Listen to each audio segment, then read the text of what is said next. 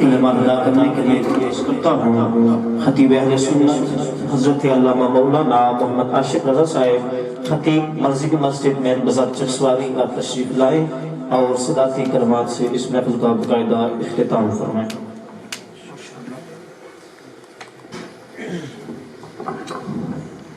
نحمده ونصلي على رسوله الكريم اما بعد فاعوذ بالله من الشيطان الرجيم بسم الله الرحمن الرحيم ووالد وما ولد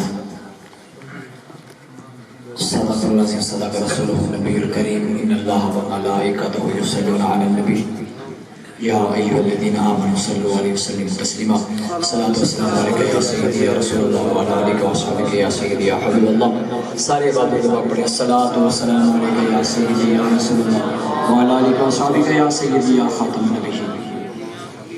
بلا تمہید وقت کافی بیت چکا ہے، اسٹیج پر بیٹھے ہوئے ایک موضوع ذہن میں آیا تو سوچا کہ اسی پر ایک عقیدے کی بھی بات کیے دیتا ہوں۔ آپ نے میرے آقا علیہ السلام کے لب و رخسار کے تذکرے سنے اور ساتھ اسی محفل میں مناسب یہی سمجھا کہ میرے آقا کے والدین کریمین کا تذکرہ کیا جائے، آقا علیہ السلام کے والدین کریمین کا تذکرہ کیا جائے۔ آج اگر کوئی ہمارے والدین کی تعریف کرے تو خوش ہوں گے نا؟ ایسا کیا خیال ہے؟ خوش ہوں گے۔ کوئی میرے باپ کی تعریف کرے میں خوش ہوں گا، کوئی میرے باپ کے تذکرے کرتا ہے، کوئی میری ماں کی تعریف کرے میں خوش ہوں گا، کوئی میری ماں کی تعریف کرتا ہے۔ آئیے اس آمنہ کے نال کے والدین کریمین کی بات کرتے ہیں جس پر ہمارا ایمان ہے، ہمارا یقین ہے، میرے نبی کے والدین کریمین مومن ہیں۔ جو آیت تلاوت کی ہے مختصر، زیادہ وقت نہیں ہوگا انشاءاللہ۔ ما والد وما ولد، قسم ہے والد کی اور پیدا ہونے والے کی۔ علماء اور مفسرین لکھتے ہیں وہ والدین سے مراد حضرت عبداللہ ہیں، وما ولد سے مراد آقا علیہ السلام کی ذات ہے۔ سبحان اللہ۔ اللہ قسم فرما رہا ہے میرے آقا کے والد محترم کی۔ میرے بھائیوں، امت کے اندر 4 قسم کے عقیدے پائے جاتے ہیں میرے آقا کے والدین کریمین کے بارے میں۔ ایک عقیدہ یہ ہے کہ حضور کے والدین زمانہ فطرت میں تھے۔ زمانہ فطرت 2 انبیاء کے درمیان کا زمانہ، اس میں اگر کسی نے شرک نہ کیا ہو تو وہ حالت ایمان میں ہوتا ہے۔ میرے آقا کے والدین کریمین نے شرک نہیں کیا، اس سے بھی ثابت ہوا کہ میرے آقا کے والدین حالت ایمان میں تھے۔ دوسرا عقیدہ یہ پایا جاتا ہے کہ آقا علیہ السلام کی دعا پر حضور کے والدین کو زندہ کیا گیا، حضور نے اپنے والدین کو کلمہ پڑھایا اور درجہ صحابیت میں داخل کیا۔ تیسرا عقیدہ یہ ہے کہ حضور کے والدین ایمان پر ہی ہیں۔ یہ تینوں عقیدے مقبول ہیں۔ تینوں عقیدے کیا ہیں؟ بولیے، تینوں عقیدے کیا ہیں؟ مقبول ہیں۔ ایک عقیدہ امت میں معاذ اللہ استغفر اللہ یہ پایا جاتا ہے کہ حضور کے والدین مومن نہیں ہیں، یہ عقیدہ مردود ہے۔ اہل سنت کے نزدیک یہ عقیدہ مردود ہے۔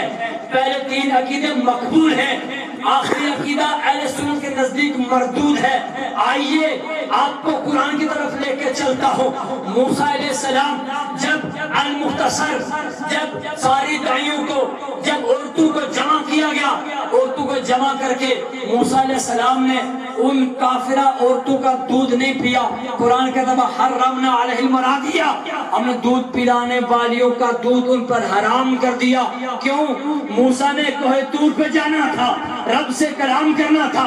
جو موسیٰ کوہ طور پہ جائے، رب سے کلام کرے، وہ کفار، وہ کافرہ عورت کا دودھ پی نہیں سکتا۔ جس آمنہ کے لال نے لام چاند پہ جانا ہے اس نے غیر مومنہ کا دودھ کیسے پیا؟ اور علماء نے لکھا ہے آقا علیہ السلام نے سب سے پہلے اپنی حقیقی ماں کا دودھ پیا تھا۔ آگے چلیے، المختصر قرآن کو حفظ کرنے والا، قرآن کو یاد کرنے والا، قیامت کے دن اللہ رب العزت اس کے والدین کو عظیم تخت پر بٹھائے گا، ان کے چہرے چمکتے ہوں گے، فرشتے پوچھیں گے رب کائنات یہ کون لوگ ہیں؟ بتایا جائے گا یہ وہ لوگ ہیں کہ جن کا بیٹا حافظ قرآن تھا، جن کا بیٹا قاری قرآن تھا۔ ایمان سے بتائیں کہ جس کا بیٹا حافظ قرآن ہو، جس کا بیٹا قاری قرآن ہو، اس کے والدین کو سونے کے تاج پہنائے جائیں گے، اس کے والدین کو جنت عطا کر دی جائے گی۔ تو جو صاحب قرآن ہوگا اس کا کیا عالم ہوگا؟ آگے چلیے، ایک مچھلی ہے جس مچھلی کو انسانی شکل عطا کر دی جائے گی، اور انسانی شکل میں وہ مچھلی جنت کے اندر جائے گی۔ وہ مچھلی کون سی ہے؟ وہ مچھلی وہ ہے جس مچھلی کے پیٹ میں اللہ کا نبی یونس 40 دن رہے ہیں۔ ایمان سے بتاؤ، اگر مچھلی جس کے پیٹ میں اللہ کا نبی 40 دن رہا ہو وہ مچھلی جنت میں جائے گی، تو جس کے پتن میں میرا نبی نو مارا ہو وہ جنت میں کیوں نہیں جائے گی؟ سبحان اللہ، سبحان اللہ، یا رسول اللہ۔ میرے بھائیوں، آج عقیدہ لے کے جاؤ۔ اہل سنت کا عقیدہ یہ ہے، تین جو عقیدے پائے جاتے ہیں میرے نبی کے والدین کریمین کے بارے میں، میرے نبی کے والدین کریمین مومن ہے، یہ عقیدہ مقبول ہے۔ اور جو عقیدہ ہے معاذ اللہ میرے آقا کے والدین مومن نہیں، وہ عقیدہ مردود ہے۔ اللہ تعالیٰ عمل کی توفیق عطا فرمائے۔